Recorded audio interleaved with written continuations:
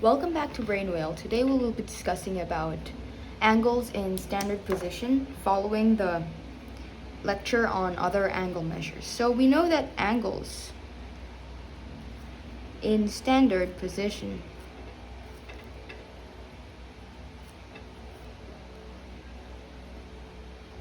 should be, first of all, lying on a Cartesian plane. So that's right here, Cartesian plane.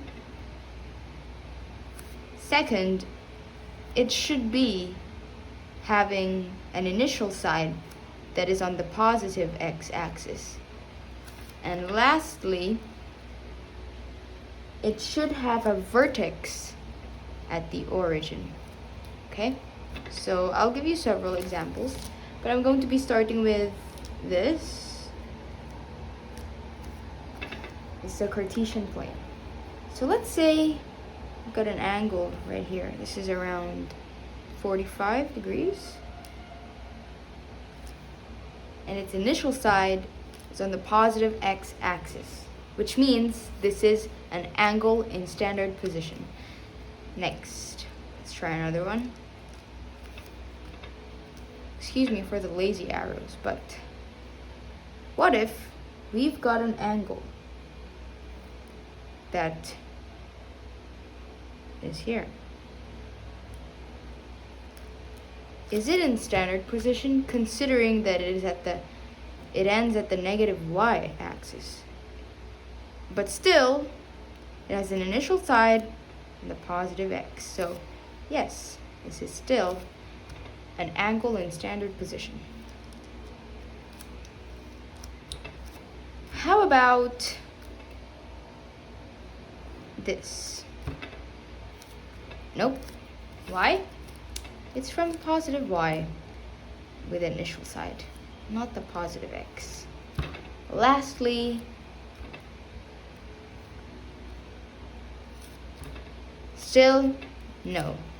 This is the negative x-axis. So hope you understand that concept. It's fairly easy to assimilate. Let's proceed to our next lecture, which will be on coterminal angles. So how do we know that an angle is coterminal?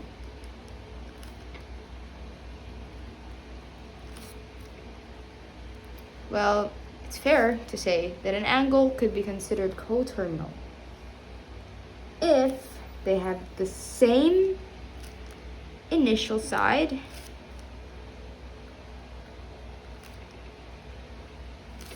and the same terminal side.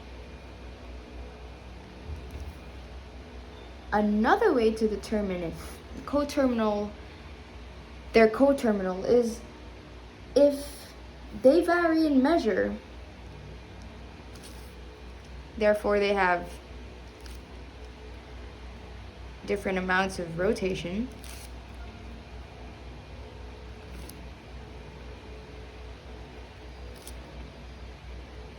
So you can't really say that they should be identical. So they could vary in measure with different rotation amounts, but they must have the same initial and terminal side. Now, to find coterminal angles, so let's put here, to find them, you must add or subtract, if in radians, 2 pi, or if in degrees, 360 degrees. But it usually goes like this. It's going to be 0 plus or minus n 360 degrees. Or if in radians, 0 plus or minus n 2 pi. So what does n stand for? N stands for the number of rotations. Okay? So without further ado, let us proceed and discuss about finding these coterminal angles with a few exercises, both in degrees and radians. Okay? Starting with degrees. So give me 3 positive coterminal angles. Okay, 3 positive coterminal angles from the angle that is at 45 degrees. Okay. So theta at 45. What could we do? First, we add 45 plus 360 degrees. This is going to give us a value of 405 degrees. Then we continue to add 360 to the value. This is going to give us 765 degrees. And if we add 765 degrees to another 360, it's going to reach at about 1,000. So that's going to be 1,125. So these are coterminal angles. Okay? Next, let's have an example with the value of radians. So usually you would understand if you're going to add or subtract if it says give 3 positive coterminal angles. But if it says, like for example, a number 2, it's going to give 3 negative coterminal angles for the radians, which is at theta 11 pi over 3. So since it's going to be negative, we're going to be subtracting 11 pi over 3 minus 2 pi. So this is going to be a simple math. We're going to be cross multiplying. So that's 11 pi minus 6 pi. Retain the denominator. And this is going to be equal to 5 pi over 3.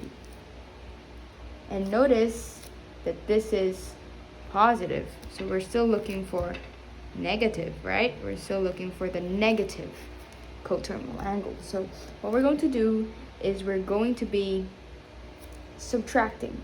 Okay?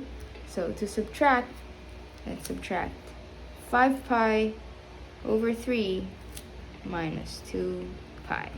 That would give us negative pi over 3. Okay? You got that from negative 6, and then you did the math there. Yeah, basic algebra, basic addition of it, and basic subtraction or addition of integers. Yeah. Now you've got negative pi over 3. So this is now with a positive or negative 6 LCD. Okay? Next is we are going to be getting it to a value of 2 more negative angles. So that should be giving us